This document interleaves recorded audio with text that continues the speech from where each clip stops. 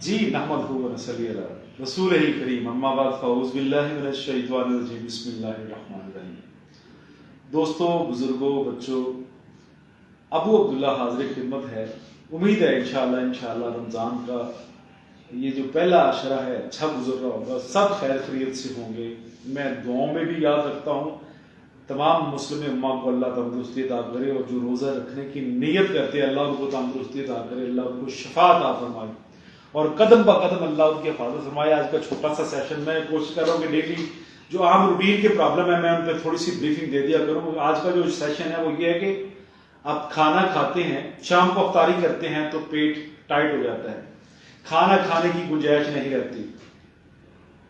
आप खाना खाने की कोशिश करते हैं, खाना आपसे खाया नहीं जाता, थोड़ा सा पानी पिया, कोई एक आध खजूर ले ली, इसके अलावा कोई छोटी मोटी चीज लेगी तो आप भूख नहीं लग रही, पेट फौरी टाइट, और आफ्टर अफ्तारी निढाल हो जाना, जिस्म में सकत खत्म हो जाना। वालेकुम अस्सलाम वरहमतुल्लाहि वबरकातुहू, बहुत शुक्रिया। जिस्म में सकत ना रहना, फिर दिल करता है कि चलो नमाज के बाद खाना खाते हैं, पर खाने को दिल नहीं करता। अगर आफ्टर तरावी थोड़ा बहुत खाना खा लें तो सुबह की फिर गुंजाइश खत्म हो जाती है कि आप सुबह जब उठते हैं फिर भी आपको भूख नहीं लगती। तो इसमें कसूर क्या है? हम चीजें ढूंढते हैं कि एक तो ठंडा पानी आप हद से ज्यादा अगर इस्तेमाल करेंगे तो मैदा सख्त हो जाएगा। अगर मैदा सख्त होगा तो एक्सपेंशन कॉन्ट्रैक्शन बिल्कुल खत्म हो जाएगी। थोड़ी सी भी चीज मैदे में डालेंगे तो मैदा सख्त है, हार्ड है, तो काम खराब हो जाएगा, वो ज्यादा आपको चीज खाने को दिल ही नहीं करेगा और बीपी जो है ये नीचे जाना शुरू हो जाएगा।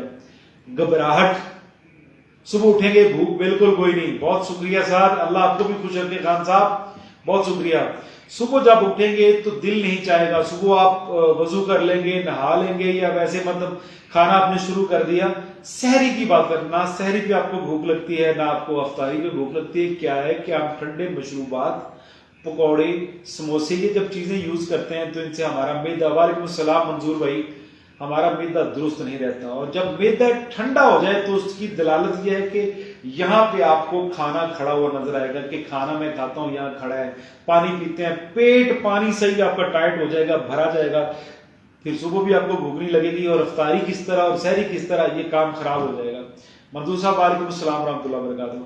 अच्छा, कोशिश करनी है कि ताज़ा पानी इस्तेमाल करें। नबी अलैहिस्सलाम सल्लल्लाहु अलैहि वसल्लम की बात जगह पे ये चीजें भी आती है कि आप नमक से अफ्तारी करते थे, तो उसमें एक राज है। नमक गर्म है और गर्मी वाली चीजें जो है आपके मैदे को तंदुरुस्त रखती हैं, ठंड वाली चीजें मैदे को नुकसान करती हैं। तो मेरी जनाब से इल्तिजा है जी, इंशाल्लाह ज़हीर साहब, तनौली साहब, जल्दी इंशाल्लाह मुलाकात आपसे होगी, रमजान में मुलाकात होगी, अल्लाह ने अगर चाहा तो पिंडी में जल्दी मुलाकात हो जाएगी। हाँ, पेट टाइट तब होता है जब पेट में ठंड आ जाती है, ठंडे मशरूबात की वजह से, या तली हुई चीजें खाते हैं, फिर आप पकौड़े समोसे के साथ ठंडा पानी पीते हैं तो वो चीजें हजम नहीं होती बल्कि फ्रीज हो जाती है, वो चीजें डिजॉल्व हाजम की तरफ जाती ही नहीं है, इस वजह से सारा काम खराब होता है। तो जनाब सुबह भी भूख नहीं लगती, शाम को भी प्रॉब्लम आ जाती है, थोड़ा सा खाना खाया फिर दिल नहीं, खाना तो कोई खा ही नहीं रहा। ये उन लोगों के लिए सेशन है जिनको सुबह सहरी पे भूख नहीं लगती, शाम को भूख नहीं लगती, क्योंकि वो समोसे पकौड़े खा के, कचौरी खा के, ऊपर से ठंडा पानी जब पीते हैं, ठंडा मशरूब इस्तेमाल करते हैं, दूध सोडा पी लिया, कुछ जूस पी लिया, शरबत इस्तेमाल कर लिया, ऐसे ठंडा पानी पी लिया, फिर काम खराब हो जाता है। तो उसके लिए मैं एक जबरदस्त आपको चीज देना चाहता हूँ, वो आप इस्तेमाल करिए, जितना मर्जी खाना खाइए, इंशाल्लाह बफज़लिल्लाह भूख भी लगेगी इंशाल्लाह बफज़लिल्लाह, और मैदा भी दुरुस्त रहेगा और पेट भी टाइट नहीं होगा और ऐसा नहीं लगेगा पेट भरा भरा है, ऐसा कभी भी नहीं लगेगा इंशाल्लाह बफज़लिल्लाह। छोटी सी चीज है, हाफ टी स्पून अजवैन देसी, 3 चीजें हैं, हाफ टी स्पून अजवैन देसी, 3 अदद इलायची सब्ज सेहतमंद लीजिएगा, और अदरक का एक छोटा सा पीस एक पोरे जितना ले लीजिएगा। तीनों चीजों में 2 मग पानी डाल दें, और शाम को रात को सोते वक्त आपने खाना खा लिया या नहीं दिल चाह रहा है, तरावी के बाद ना बिस्मिल्लाह पढ़ के ना इसको 2 कप पानी डाल के, 2 मग पानी डाल के बॉयल करें, 1 मग रह जाए तो इसको खून के इस्तेमाल कीजिए, पीजिएगा। आप जब सुबह उठेंगे इंशाल्लाह शिद्दत की भूख होगी, खाना खुल के आ जाएगा, पेट टाइट नहीं होगा, और आपका जो मैदा है इंशाल्लाह वो एक्स्ट्रा वर्किंग पे हो जाएगा इंशाल्लाह बफज़लिल्लाह। अल्लाह ने अगर चाहा तो आपको पेट भी हल्का फुल्का लगेगा। जिन लोगों के पेट बढ़ गए हैं, ये उनके लिए जो टॉनिक है, वो पेट कम करने के लिए, खवातीन हजरात में से जिनके पेट ज्यादा हैं वो ये कावा इस्तेमाल करें। अजवैन देसी हाफ टी स्पून है, इलायची सब्ज सेहतमंद 3 अदद है, और एक टुकड़ा अदरक का है, एक पोरी जितना। 2 मग पानी डालिए, बॉईल कीजिए, 1 मग रह जाए तो रात को सोते वक्त इस्तेमाल कीजिए इंशाल्लाह फज़लिल्लाह। जिन दोस्त अहबाब को, जिन बहन भाइयों, बेटियों को, बेटों को, जिनको सहरी पे भूख नहीं लगती है, वो कहते हैं कि थोड़ा सा 2-3 नवाले लगाते हैं, पेट टाइट हो जाता है, कसा जाता है, इंशाल्लाह ये कावा इस्तेमाल करें रात सोते हो। अगर आप 2 टाइम भी कावा इस्तेमाल करें से इससे प्यास नहीं लगेगी आपको इंशाल्लाह। बल्कि जिनकी जबान सख्त हो जाती है रात को सोते वक्त, लकड़ी की तरह, पत्थर की तरह जबान हार्ड हो जाती है, वो भी इस्तेमाल करेंगे तो फायदा पाएंगे।